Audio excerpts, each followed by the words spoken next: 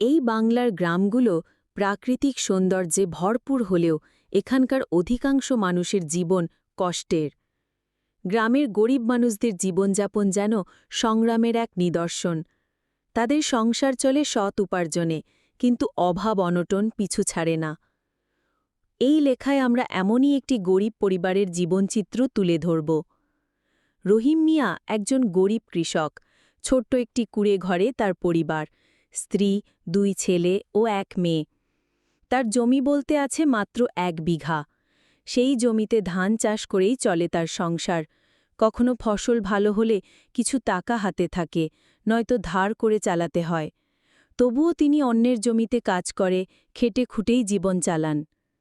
রহিমের স্ত্রী হালিমা বেগম একজন গৃহিণী, কিন্তু গৃহস্থালির কাজের বাইরে তিনি মাঝে মাঝে অন্যের বাড়িতে কাজও করেন। পেট চালাতে গেলে সম্মান কিংবা লজ্জার বালাই নেই। সকালে উঠে তিনি গোয়াল ঘরে গরুকে খাইয়ে দেন, ছেলে মেয়েদের স্কুলে পাঠানোর প্রস্তুতি করেন এবং তারপর নিজের সংসারের কাজ সেরে অন্যের বাড়িতে। ছেলেমেয়েরা পড়াশোনা করে পাশের গ্রামের স্কুলে। তাদের ইচ্ছা আছে বড় হয়ে কেউ ডাক্তার হবে, কেউ শিক্ষক। কিন্তু অভাবের কারণে বই খাতা কেনাও কষ্টসাধ্য। অনেক সময় তাদের না খেয়ে স্কুলে যেতে হয়। তবুও তারা হার মানে না, কারণ মা বাবা সবসময় তাদের শেখান শিক্ষা ছাড়া জীবনের উন্নতি নেই।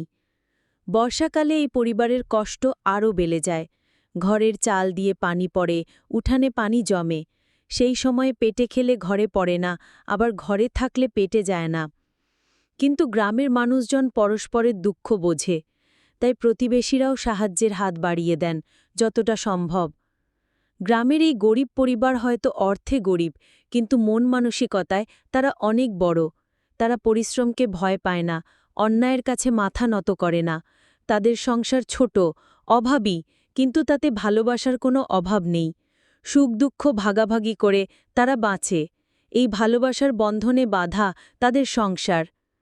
আজকের সমাজে আমরা যখন ভোগবাদী চিন্তায় মগ্ন, তখন এই ধরনের পরিবার আমাদের শেখায় আত্মত্যাগ, পরিশ্রম ও মানবিকতার মূল্য।